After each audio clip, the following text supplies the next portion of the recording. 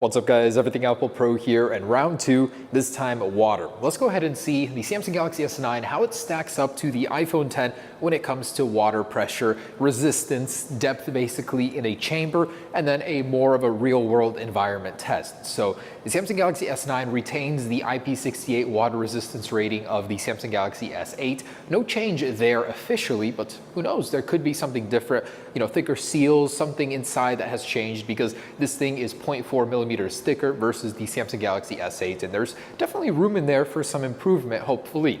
Of course, Apple's iPhone 10 isn't officially waterproof. It's water resistant at IP67, which is 3 feet for 30 minutes. This one is water resistant at 5 feet, or IP68, for 30 minutes also. And in the past, the Galaxies have always outdone the iPhones, usually, so I expect this to be no different, but both of them are pretty good. Let's see which one is better. So we're gonna start in our VAT, of course, at the manufacturer rating, which is gonna be 3 feet for 30 minutes. And then we're gonna raise it to 5 feet and go from there, and then go to more of a deeper scale at the river and see what we can get from these guys. Hopefully some sort of reaction, but of course it's always good for them to survive because you have a reliable product in your pocket.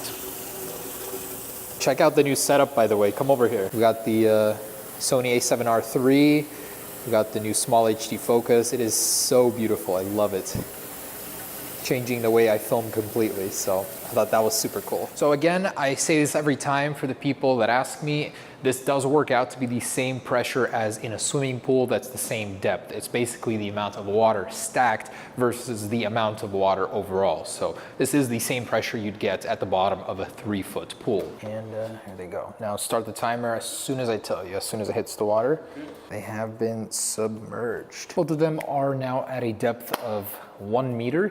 And we're gonna go for like 5-10 minutes here, raise it to 5 feet, and keep going from there. So I really don't think they'll have any trouble with this depth. Actually, funny stories, we had an iPhone 7 that my friend David, the scuba diver, his girlfriend dropped in the river at 20 feet. It spent the night there overnight in freezing conditions. We came in the morning, he was searching for it, eventually found it after like an hour of searching the silt on the bottom, brought it up to the surface, powered on perfectly. It was crazy. These things are resilient. Sometimes you can get so lucky, sometimes out of nowhere it just breaks. But in this case, we can still get a sort of a benchmark for it, a feel for them of how they stand versus each other. Although I think the Galaxy will pass with flying colors in this test. There really should be no reason for it not to. All right, so 10-minute mark, nothing to report. I would say nothing has changed. The Galaxy S9 has timed out. Always on display, but I can't see it is working. So at this point, I'm gonna fill it to the brim to 5 feet, raise the water pressure to the native depth of the Galaxy S9, and this is already surpassing the iPhone 10s. So again, I've done this test many times. Nothing ever really happens in this little chamber unless it's an old iPhone. All right, so all the way to the top.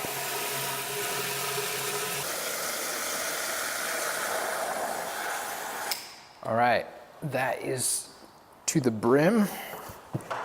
So now that we've got more water pressure, we'll see if anything changes here. We'll go for another 10 minutes or so, and hopefully I'll have an update for you guys then, but definitely think we're gonna have to go to the lake for this one. Really not much that we can do here, and we're gonna throw down to a depth of up to 20 feet, I'd say, because past that, you're probably never gonna recover your phone. We got lucky with the scuba diving thing. It was only at 20 feet, but all right, both are in fantastic condition. Let's see if they will be also in 10 minutes. So we just surpassed 20 minutes. Again, nothing to report.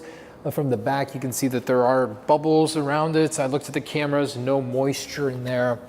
Really, these look unaffected and nothing, no ports or anything are blocked off. Everything is exposed, so really wasn't able to see any signs of water damage yet. I'm gonna go with the manufacturer rating 30 minutes, and we'll see if anything happens. If not, I'm gonna go to the river and from there get some more depth and a playtime in the water. All right, so the iPhone turned off. I'm not sure what that's about. Honestly, that could have been it. Wow, that was a little disappointing. I seriously thought that it would have done better. Yeah, so, okay, pressing the power button, it does not work. Oh, okay. That freaked me out. Oh, yeah. Did you just see that flicker? Yeah. Yep. This thing is done. The iPhone compared to the Samsung Galaxy S9 at 5 feet, what was it, like 26 minutes basically? That was it. The screen is flickering. this one is still alive, but wow.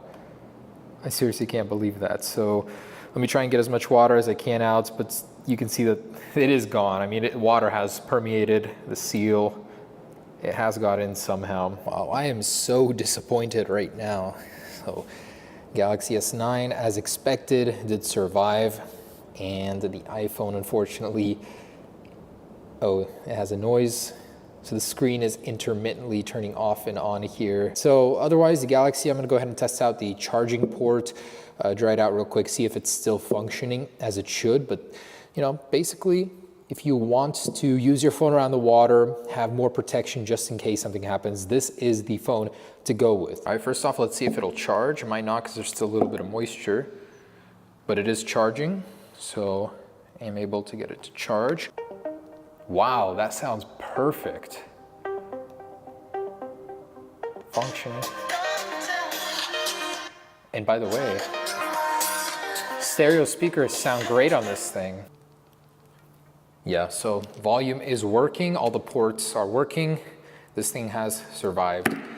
The iPhone, on the other hand, looks like a lot of water actually got in through this right here, as that's where it's coming out when I'm hitting it.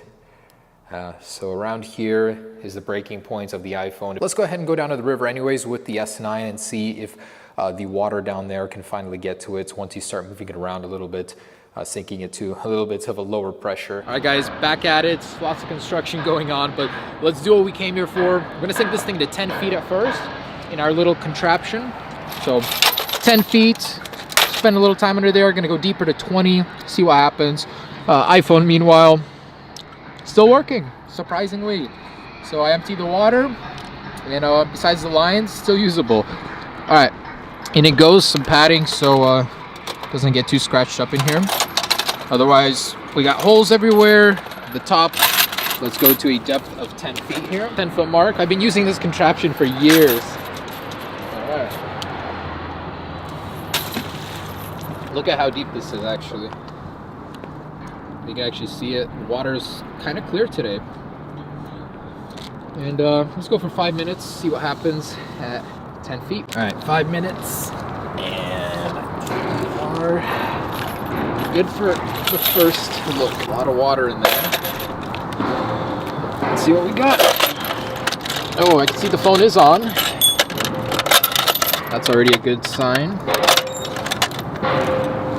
So it spent 5 minutes at 10 feet. No signs of water damage yet. The lenses are clear, the dual aperture, all good. Okay, so miraculously has survived. So I think we're gonna have to go down to 20 feet, same deal. But this, oh man, that is cold. So I might actually jump in the water, but wow, this is making me think about that twice. It's freaking cold. Okay. In it goes again, this time 5 minutes at 20 feet. Working inside happily. And here we go. 20 foot. Sinking, sinking. Wow, that is deep. All right, 20 feet. I see the screen, that's a good sign. It is being a little erratic, which is a bad sign. Okay, please don't be water damaged. This is like the longest running contender for the most water resistant and durable phone I've ever tested. Oh my gosh, for a moment there I thought the shadow of the 9 was a blur because of the water. Okay, so good sign. No moisture in the lens. It's very cold. But seems okay. Just a lot of water on the display. Hopefully that's all that is. Uh-oh. Something's not right. I seriously think something bad has happened. Okay, against my better judgment, I will go into the water and I have a wetsuit on. Somewhat of a wetsuit. It is cold out here. It's like 40 degrees. All right, so with this in here, I'm gonna throw that in there. And go jump in the water, swim around for a little bit, give it some movement. Hey, take your Apple Watch off. Oh yeah, oh my gosh. Thank you for reminding me. I don't want to lose another one. It's somewhere there.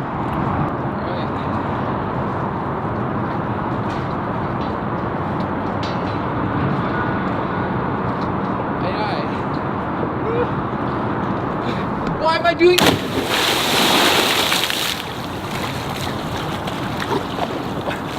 Oh, this does not help. Oh, woo! That is unbelievably cold. My body is going into shock. I'm shutting down. Let's see if the Galaxy's alive. Just like the iPhone. Ooh. All right, swimming in a little bath water there. Okay. So it's fine. Whoa. It might just be the water, but it's kind of tweaking out at the bottom here. Oh. What is going on? Yeah, water did get in. Look at that. It just shut down. The screen is tweaking out. Oh my gosh. So apparently it was no match for the water here. That's crazy. It's tweaking out. See what happens in a little here, but I think that's it for the water then. Wow. All right guys, so the conclusion of the test. The iPhone 10 was the one to die first at what, 5 feet? This guy took 20 to finally do him in, but as you can see, the camera is fogging up. First sign of water damage. It was powering on for a little while, cycling through the power. Now there's no sign of anything. And you know, if I was more confident with the Galaxies, maybe I would have taken it apart. But yeah, I think this one is toast. Took 20 feet though, so clear winner. So the Samsung Galaxy S9 is the reigning champion of the water test so far. Thanks for watching guys, hope you enjoyed it. Peace.